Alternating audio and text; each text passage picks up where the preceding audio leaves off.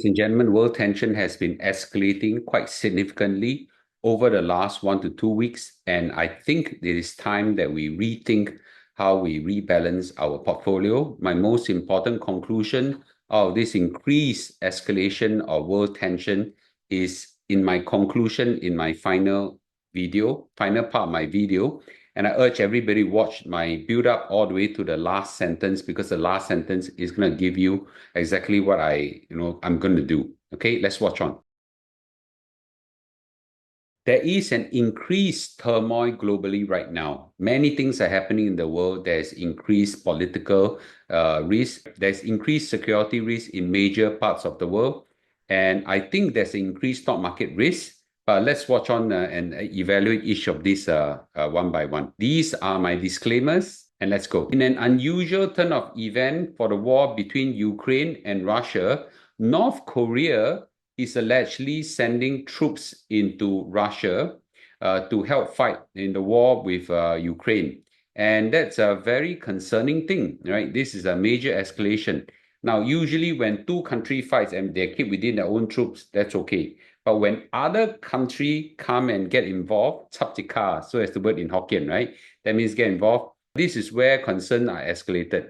So the US and South Korean allies have now accused North Korea of providing Russia with artillery shells, missiles, and military equipment. And that has been all the while happening.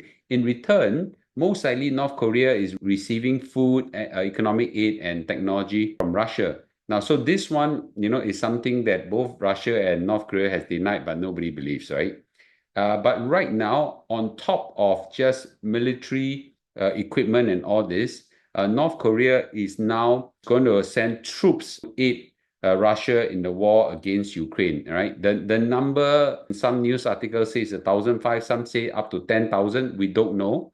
But certainly this has elevated the risk profile of the conflict. US, the House of Representatives Intelligence Chairman actually wrote a letter to President Joe Biden that says that this has crossed a red line. We certainly need to do something about it, right? So it's no longer just some CIA report or some US report. South Korea also have detected the same movement, and this is truly a concern.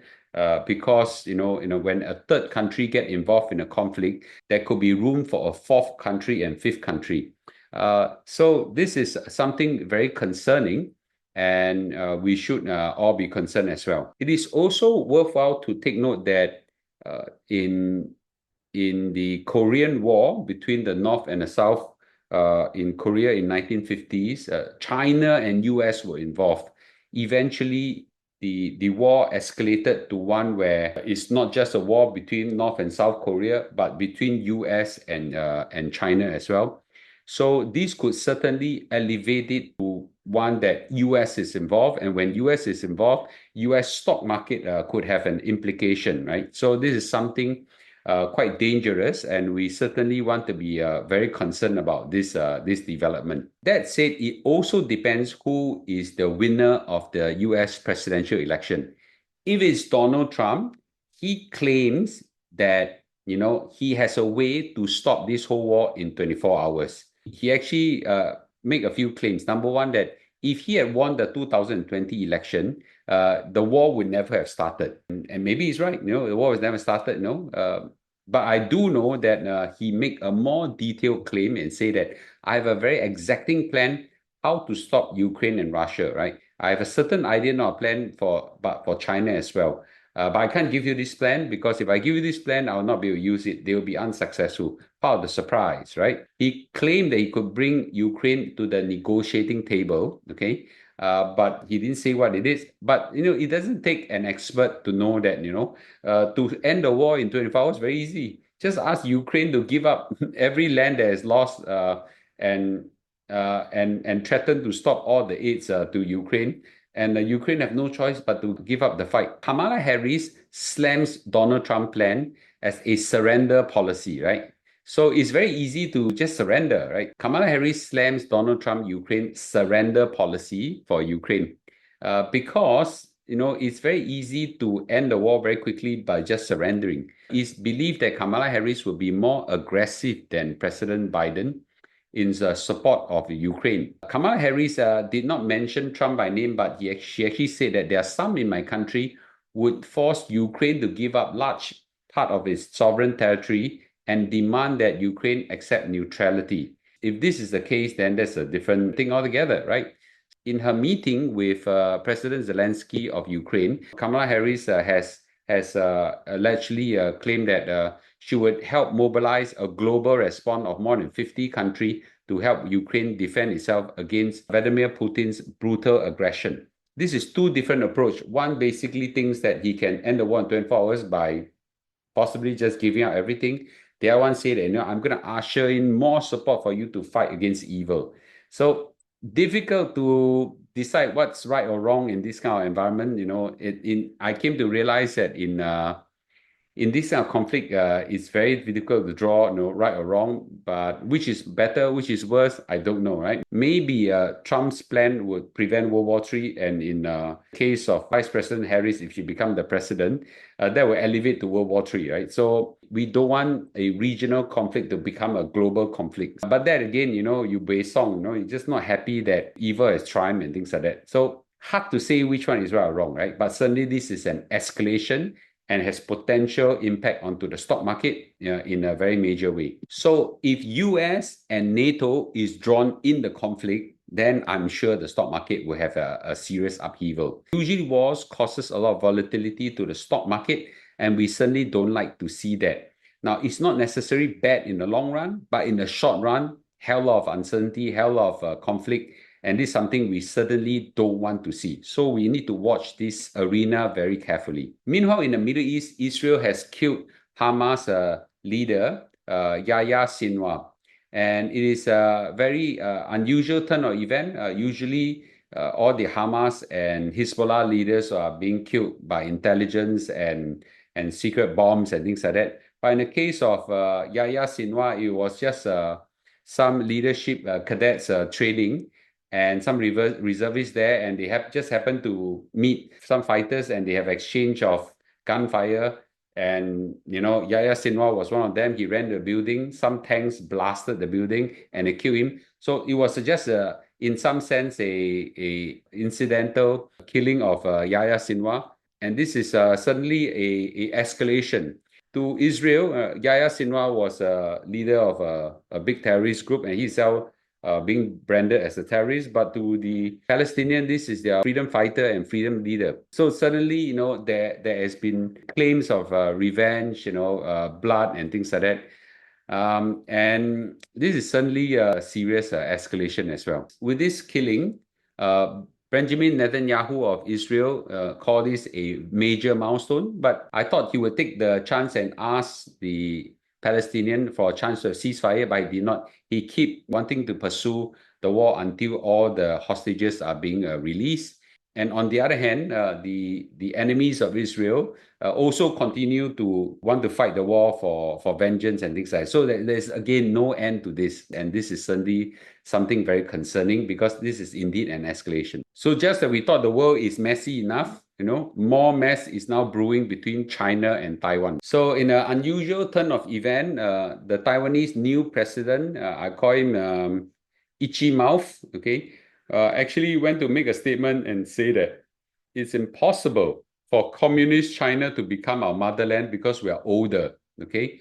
In terms of age, it's absolutely impossible for the PRC to become motherland of the People's Republic of China, which is Taiwan. On the contrary, Taiwan might be the motherland of China, which who are all above 75 years old and things like that. So this what I call unnecessary, words to be spoken, say this for what?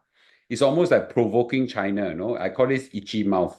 And guess what happened? China, of course, not happy, Buisong. What did China do? That China on Monday launched a military drills off the coast of Taiwan. Want to do that as a punishment for the speech given by its president, William Lai. And of course, they actually have 153 aircraft, 36 naval vessels, almost encircling Taiwan, setting a single-day record, just to show how serious the threat is to Taiwan on that day and how big the pressure is. So this is quite a serious matter, and this is quite a serious escalation. China's President Xi Jinping also went to the military and inspected a brigade and urged them to boost their combat capability and their deterrence capability, and suddenly showing sign that they are not going to let this down simply, right? So China is stepping up the threat of the war, and China has never ever said that they will not use force to claim back Taiwan if necessary. So with Taiwan making this kind of provocation, China is forced to retaliate with some form. As a result, now we have escalation, right? So it's unfortunate, right? It's very unnecessary. So one interesting observation is that with this new escalation, the gold and silver prices are now escalating, especially gold prices. If you look at the gold prices, it just has gone up and up and up and up and suddenly become exponentially up, right? I've told some of my customers who have been buying some gold from Premium Mall and says that, you're surprised. I told them you might make money in 5 to 10 years. I think they make in 5 to 10 weeks. So in 5 to 10 weeks, they really make money, which is surprising to me. While this is a good sign from a gold perspective, this is not a very good sign in the world stability, and it's not something we certainly like to see happening because it's caused by instability in global geopolitics. From a gold price and silver price perspective, especially gold, you can see this astronomical rise, and this is a good sign out of a global uncertainty and global increased escalation of tension. While we're all looking at all this thing as happening, the S&P 500 continue its amazing bull run. We are possibly going to hit another new record this week. And I would say that this is also very concerning. There's a lot of geopolitical tension right now. There is a bull run, and I think this is basically something very concerning. These are my reflections next. So my reflections are these. Number one is we need to monitor this geopolitical movement very closely. There is a huge economic and stock market implication if something blows up in a big way, for sure. It doesn't mean that with the war, stock market will surely crash in the mid to long run. Basically means that, there will be huge volatility. In the first few days, usually there will be a crash. And it also depends on other factors like oil prices, economic impact, and so on. These kind of things deserve our close attention. Say this for sure that gold prices and possibly silver is likely to continue to rise as well if something like this is going to go on. I would just say this as my concluding remark that diversification is very important. Now, this is where I will urge everybody to consider incremental rebalancing our equities, right? So some of you said, now, Mr. Lu, what on earth is this, right? Now, some of you call this profit taking. I will just say that, if you have a certain ratio, for example, bonds, stocks, and cash in a 33 ratio, right? Now, if let's say off balance to now equities now 50, and the rest is left with 25, right? You might want to rebalance some of these things, consider out of equities, right? Especially towards cash as part of rebalancing. I don't call this profit taking, I call this rebalancing. So something like this is probably worth considering right now. I'm it's going to do something like that as part of my rebalancing activity that I do regularly as well. So this is where I would seriously consider this part. I cannot tell you what you should do. This is what I would do. I would rebalance out of equities, incrementally, not like in big chunks, incrementally. And let me know what you think, right? I may not be right, but certainly these are unusual times. Okay, with this, thank you, and I'll see you in a day or two. Bye-bye.